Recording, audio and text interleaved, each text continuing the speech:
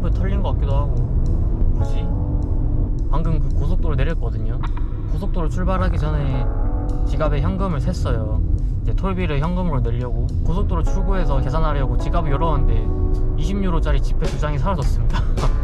어디서 털린지 모르겠는데 제가 고속도로 타고 나서부터 들린 데가 졸음쉼터 2번밖에 안 들렸거든요. 바로 앞에 화장실 잠깐 다녀오는 거 해봤자 한 1, 2분 걸렸을 텐데 차 문을 이렇게 쉽게 연다고? 와, 지금 와 드디어 알았습니다. 와, 지금 여기 아비뇽, 프랑스 아비뇽에 도착했고, 도착하고 나서도 대체 돈을 내가 언제 털렸지 계속 그 생각을 했거든요. 오늘 그 고속도로에서 있었던 일을 계속 생각을 해봤는데 일단 졸음쉼터는 아닌 것 같아요. 생각을 계속 해보니까 졸음쉼터를 제가 총 2번 돌렸는데 2번 다 제가 지갑이랑 다 챙기고 갔거든요. 차문도 확실히 잠겼는지 체크를 하고 갔었고, 졸음쉼터는 아닌 것 같고, 그 전에 좀 특이한 일이 있었는데 제가 운전을 그냥 하고 가고 있었거든요.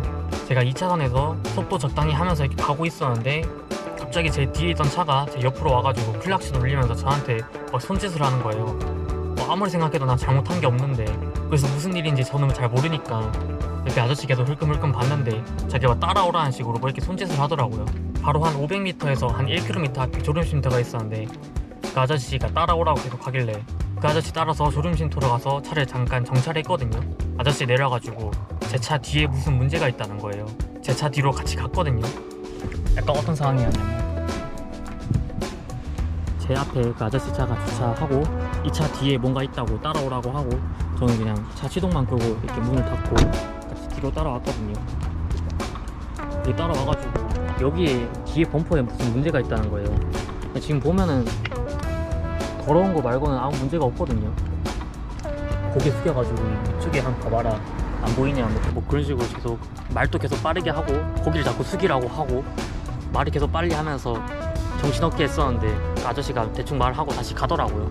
그래서 제 생각에 제가 고기 숙이고 있을 때 그 앞에 차에 있던 일행이 내려가지고 제 옆문을 열고 지갑에 손을 댄 게 아닌가 하는 생각을 합니다.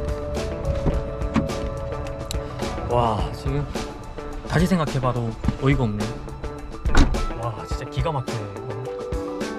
어떻게 고속도로에서 그럴 수가 있지? 아이디어가 진짜 미쳤다라는 생각도 드는데, 지금 이거 영상 보고 계신 분들 조심하기 바랍니다.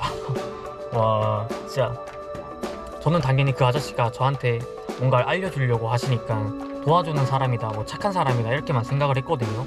아저씨가 빨리 뒤로 와보라고 하길래 시동만 끄고 차 문도 안 잠그고 그냥 따라갔던 거고. 와, 뒤통수 제대로 맞은 것 같습니다.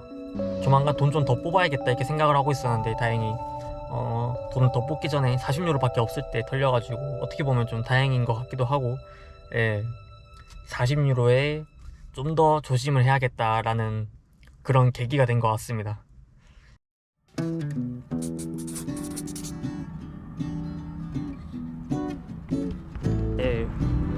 여기는 지금 프랑스 남부에 있는 아비뇽 맞나?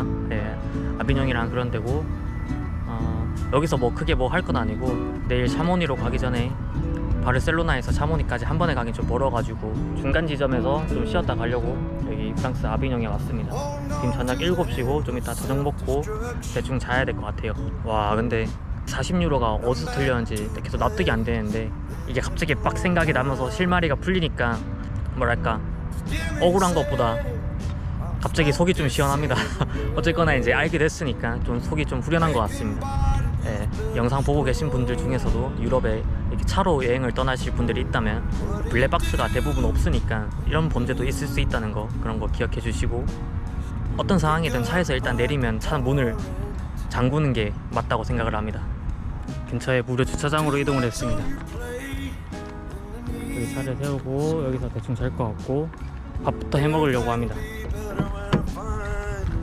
쌀을 물에 불린 지는 한 20분 정도 된 것 같은데 한 30분 정도 하면 좋긴 하지만 뭐 그냥 하겠습니다.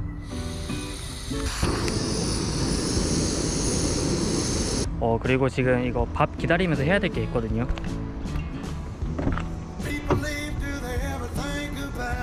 바로 잘 준비를 해야 됩니다. 매트 깔고 에어매트에 바람 채워 넣어야 됩니다.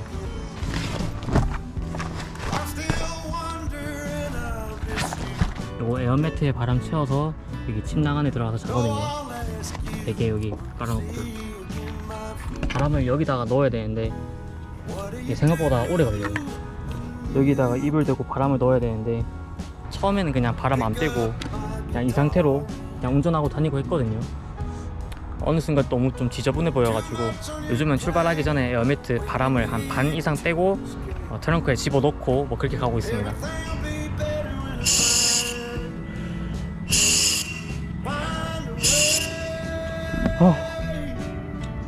바람 넣다 보면 이런 식으로 어느 정도 좀 빵빵해지고 한 번에 다 넣으면 안 돼요. 한 번에 다 넣으면 너무 어지러워가지고 중간중간 쉬면서 해야 됩니다. 난 보통 2번에 나눠서 넣었습니다. 밥도 중간중간에 이렇게 보면서 이렇게 늘러붙을 수도 있으니까 이렇게 한번 뒤져줍니다.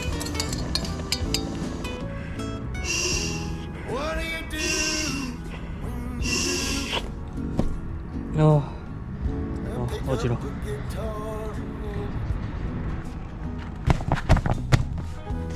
아이고, 이 정도면 대충 됐어요. 이렇게 이따가 누워서 자면 될 것 같아요. 아 뜨거. 삼양라면.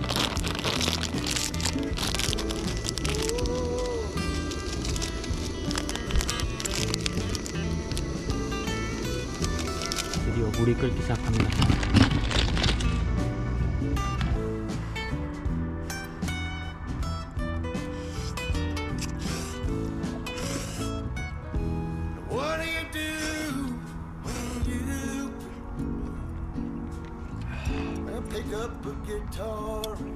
라면은 밖에서 먹는 게 더 맛있어요.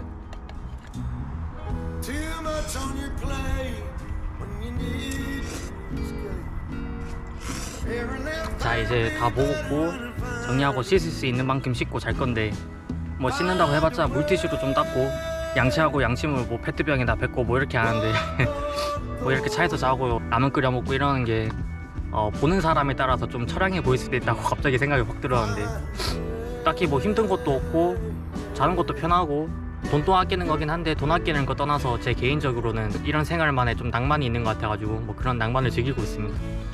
오늘은 여기서 대충 자고 내일 카메라 다시 켜겠습니다.